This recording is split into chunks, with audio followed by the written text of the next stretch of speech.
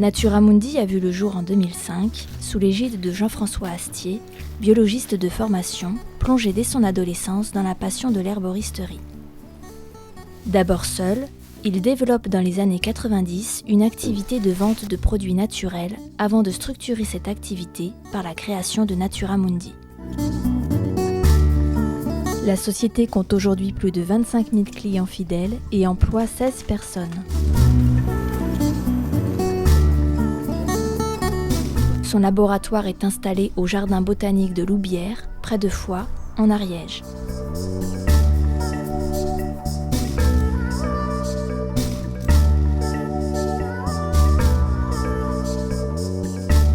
Nous sommes ici sur le marché de Mirepoix qui est en Ariège.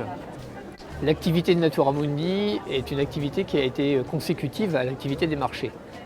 Ce qui fait que quand j'ai commencé il y a 20 ans sur les marchés, j'ai donc créé une clientèle qui est devenue fidèle, qui m'a fait confiance. Donc par, on va dire, continuité de cette régularité avec cette clientèle, j'ai décidé, malgré le développement de la partie par correspondance, de continuer le contact avec cette clientèle sur place.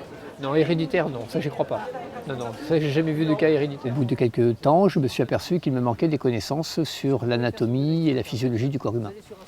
Et j'ai donc ressenti un besoin de me former dans ce domaine. Et le choix que j'ai fait m'a été très salutaire. Les études de naturopathie que j'ai fait à cette époque m'ont apporté une aisance à comprendre les problèmes que les gens pouvaient avoir et surtout à pouvoir expliquer l'action des plantes dans l'organisme. C'est pour rhumatisme. C'est une fleur bleue. Un fleur bleue. Bleue. Il y a la tisane acidose, celle-ci. Venez voir. Là, il y a du bleuet dedans. Acidose, si vous voulez, c'est les acides qui font les rhumatismes. Donc ça, c'est contre les rhumatismes. Voilà. Je me suis aperçu, sans le savoir, que j'allais à la cause des problèmes. Et quand j'ai compris qu'en fait, ma démarche était une démarche causaliste, j'ai donc pu mieux conseiller aux personnes de pouvoir aller à la cause de leurs problèmes et non pas aux symptômes. Ce qui a été pour beaucoup de personnes un rapport de confiance qui s'est créé avec les gens qui venaient me voir et surtout une efficacité dans les conseils que je pouvais donner. Vous avez regardé au niveau alimentaire s'il n'y avait pas un cofacteur? On ne vous a jamais parlé de ça? Alors, vous savez, Hippocrate a dit une belle phrase, c'était il y a 2000 ans, que ton aliment soit ton premier remède. Il n'a pas dit que c'était le seul, hein. Il a dit le premier. Donc si vous prenez des remèdes, c'est très bien. Mais il faut que l'alimentation soit la première démarche. Et donc c'est parce que l'alimentation sera la première démarche que les autres seront efficaces. C'est tout. Voilà. Passionné depuis son enfance par les livres, Jean-François Astier se focalise plus particulièrement sur les livres de santé. Sa bibliothèque, qui compte aujourd'hui plus de 3000 ouvrages, est un outil essentiel. Pour y trouver les traces de questions déjà soulevées par ses prédécesseurs herboristes, pour y trouver d'éventuelles réponses, ou simplement une anecdote ou information qu'il sera intéressant de relayer pour expliquer à la clientèle de Natura Mundi l'intérêt d'une plante.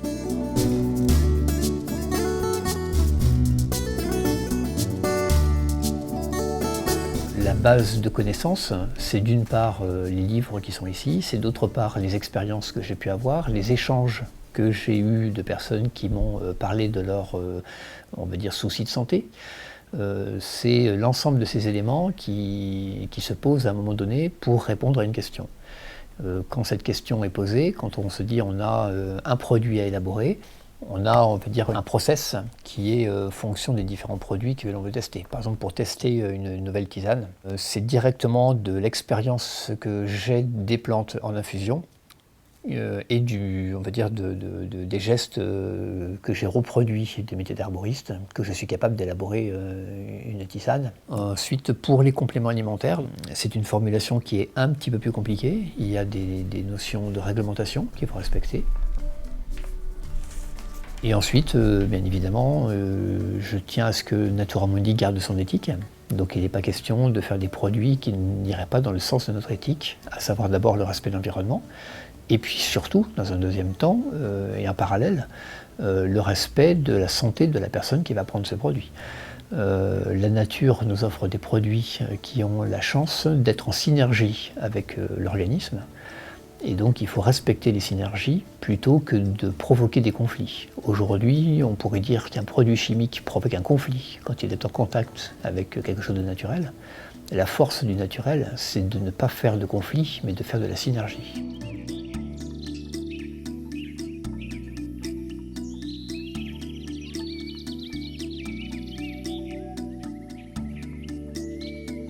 Après que cette première hypothèse de formulation ait été écrite, puis élaborée plus précisément, l'équipe de Natura Mundi s'affaire à chaque étape de sa fabrication. Le produit avec un prébiotique plus stable, ça sera encore meilleur pour nos clients, donc on aura un retour encore plus positif pour ce produit-là. Et bien dans ce cas-là, tout est paré pour qu'on avance sur ce produit-là, en avant. Donc on a un produit qui avance.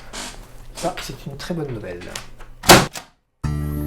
Mathilde regarde l'aspect communication, chargée du catalogue et du site internet, et cherche les arguments qui expliqueront la pertinence et l'originalité du produit. On édite environ 120 000 catalogues par an, en 2 temps. Un catalogue plutôt printemps et un catalogue plutôt automne. On les met dans les colis pour chaque nouveau client, soit sur simple demande, ou alors quand vous êtes dans le fichier client, c'est envoyé directement, automatiquement chaque année. Quant à Igor, il travaille sur la possibilité des approvisionnements de cette matière première et à vérifier la cohérence concernant la démarche éthique ainsi qu'en termes de sécurité d'emploi. Et d'autre part, je voudrais savoir un petit peu comment vous faites pour redistribuer les bénéfices, comment vous êtes organisé. En coopérative ? Très bien. Bien écoutez, j'attends de vos nouvelles, surtout l'échantillon. Merci bien, à bientôt. Au revoir monsieur. Je suis en train de vérifier plusieurs choses. Donc je vérifie la qualité de la coupe, la couleur du produit.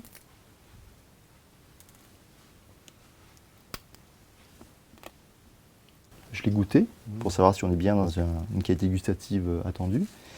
Et après, je vais vérifier aussi ce qu'a fait ma collègue, si elle a bien référencé pour créer le numéro de lot. On contrôle systématiquement toutes les matières premières que l'on reçoit. On crée une traçabilité afin de pouvoir retrouver, en cas de problème sanitaire, retrouver l'origine et retrouver le fournisseur. Depuis quelques années, sur les 130 plantes que nous avons ici en stock, je réalise un travail de fond pour toutes les trouver en bio.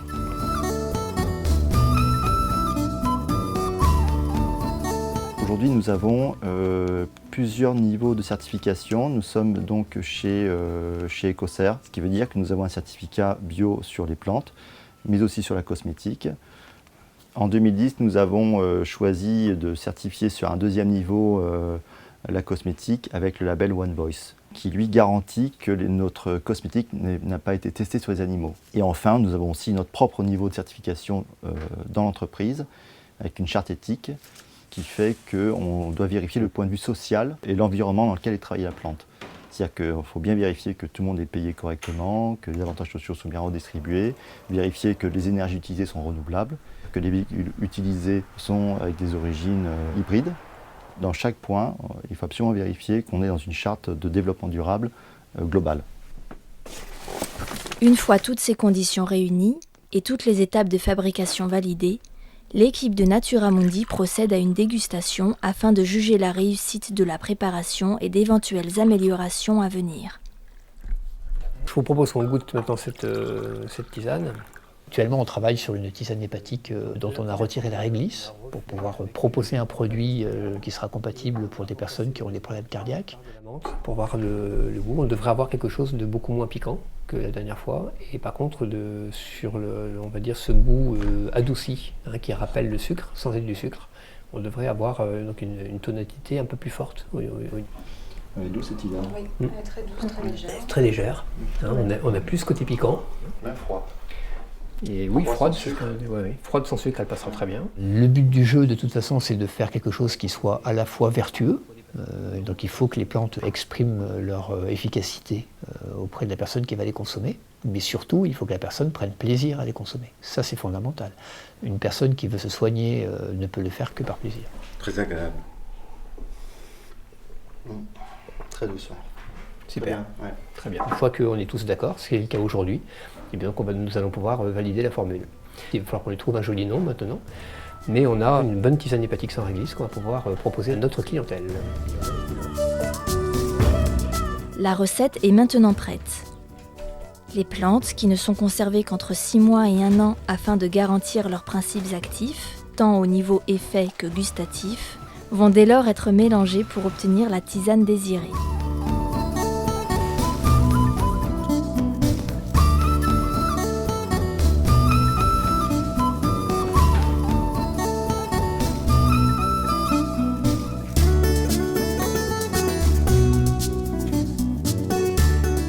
Puis vient enfin le conditionnement, où Natura Mundi applique encore sa charte précise quant à ses exigences de développement durable. Faire un travail sans conscience, c'est quelque chose qui me déplairait énormément. À Natura Mundi, j'ai voulu qu'à chaque fois qu'il y avait une possibilité de faire un choix éthique, que ce choix soit choisi en priorité. Quand on fait de la vente par correspondance, donc on envoie à distance quelque chose et il faut que ce produit soit avec le moindre impact au niveau de l'environnement.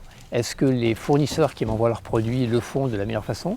Est-ce que moi, quand j'envoie un produit, je le fais de la meilleure façon qui soit, dans le respect de l'environnement? Et donc Natura Mundi a été la première entreprise en France, et peut-être même dans le monde, à proposer un colis qui soit avec des produits à l'intérieur à 100% recyclables. Aussi bien les emballages des piluliers et que les étiquettes que l'on pose sur les produits, que les produits qui vont servir à caler les boîtes dans les colis, aussi bien que le carton du colis lui-même, que le scotch qui permet de fermer le carton, que l'étiquette que l'on pose dessus et que les produits eux-mêmes.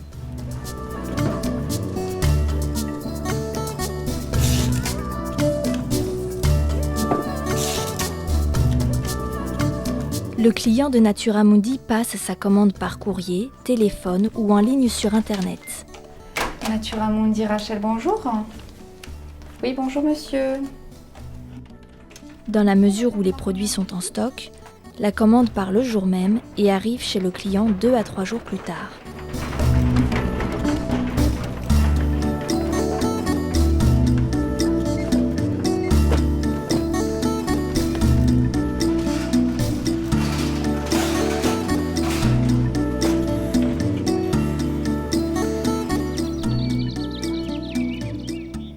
Natura Mundi propose ainsi une gamme de tisanes, compléments alimentaires et cosmétiques dans un but de bien-être et de santé, dans une philosophie de respect de l'environnement et de la planète.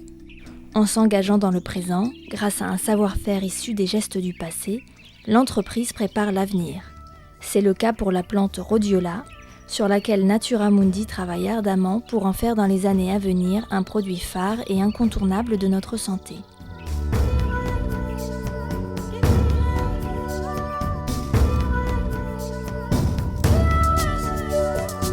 Ce jour-là, Igor et Jean-François partent dans les Pyrénées, à une altitude de 2300 mètres, prélever quelques graines sur des plants sauvages.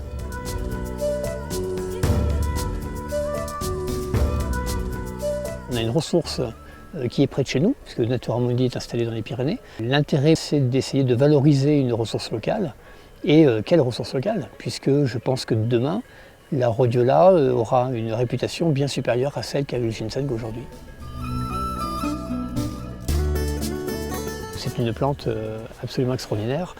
Je pense que si je dis à quelqu'un « Est-ce que vous connaissez le ginseng ?» on va me répondre « Ben oui, le ginseng, on connaît, c'est un tonique, c'est une plante qui a des propriétés même aphrodisiaques. » Bien, la Rhodiola, c'est tout simplement du ginseng, mais avec un coefficient 2 ou un coefficient 3 supérieur. Voilà, donc c'est une plante qui a d'énormes vertus, et notamment la première de ces vertus, c'est d'être une plante à vocation anti-stress. Ça, c'est sur le côté psychologique. Sur le côté physiologique, la Rhodiola, c'est ça qui fait la définition d'une plante adaptogène. Elle va agir sur l'ensemble de l'organisme pour que l'ensemble de l'organisme soit en bonne santé et soit capable de mieux gérer les éléments d'adaptation qui viennent de l'environnement extérieur.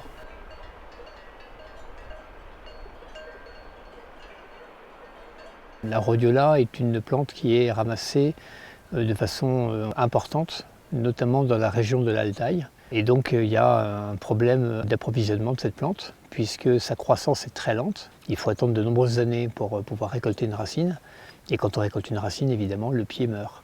Donc il nous faut absolument trouver d'autres solutions que le ramassage sauvage. Et le pied que j'ai devant moi est un pied magnifique, qui a au minimum une cinquantaine d'années, voire peut-être entre 50 et 100 ans. Il faut considérer ça comme un patrimoine de l'humanité. Le but du jeu, c'est de pouvoir récupérer des graines pour en faire des semis, à partir de ces semis, faire une tentative de culture et de la culture, pouvoir obtenir une rhodiola d'origine française qui permet d'éviter le ramassage de la plante dans la nature.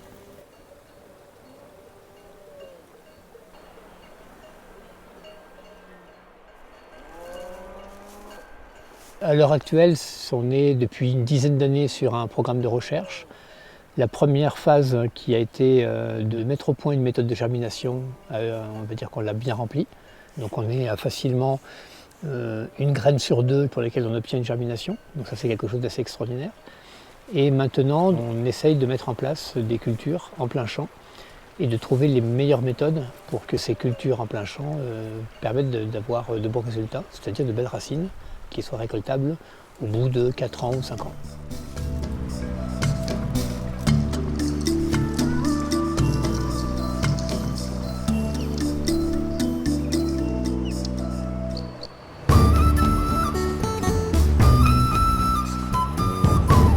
De retour au laboratoire, les graines récoltées sont passées au tamis afin d'obtenir une matière première purifiée et de bons semis à venir. Alors on a ici 3 tamis qui ont des cotes différentes. Un qui est très très fin, qui est là. Un qui est un petit peu plus large, qui est ici.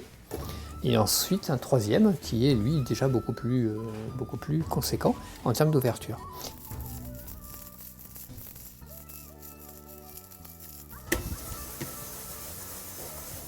Voilà. On fait un premier passage. On va avoir une belle récolte.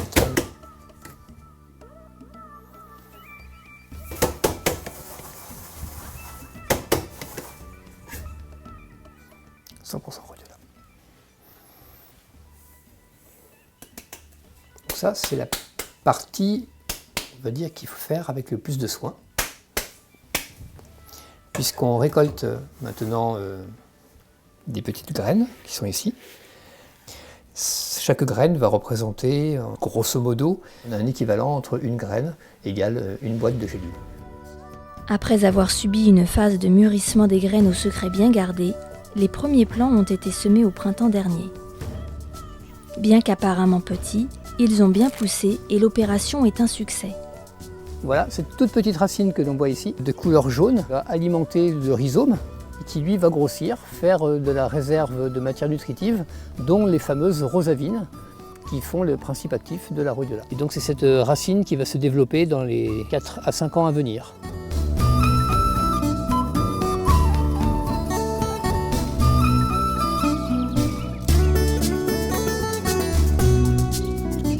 C'est vrai que le mot herboriste est un mot qui fait rêver. C'est aujourd'hui, depuis 60 ans, un métier qui disparaît. Et donc c'est forcément une activité qui est teintée de mystère, de chagrin, de se dire c'est quelque chose qui disparaît, il y a un côté ancien qui s'en va, etc. Donc je pense que nous avons une responsabilité importante, c'est les quelques personnes qui travaillons dans ce domaine des plantes médicinales et de l'herboristerie, de faire en sorte que ce savoir ne disparaisse pas.